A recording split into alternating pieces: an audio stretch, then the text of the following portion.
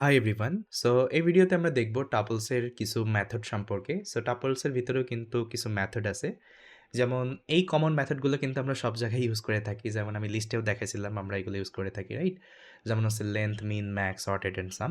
So let's see one example. Let's say this is our tuple. So এখানে আমরা length করলে এটা length দিবে যে আসলে এই টাপলের লেংথটা কত, মিন করলে মিনিমাম ভ্যালু কত, ম্যাক্স করলে ম্যাক্সিমাম ভ্যালু কত। এটা হচ্ছে 40। সাম করলে এগুলো সবগুলো সামেশন আপনাকে দিবে, ওকে? আর সর্টেড মানে এটা সর্ট করবে।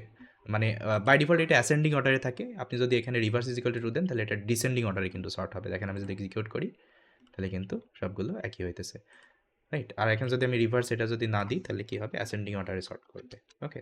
এই হচ্ছে difference. I hope you got it. তো এখন আমরা দেখি কিছু টাপলসের ইনবিল্ট মেথড, যেমন হচ্ছে কাউন্ট।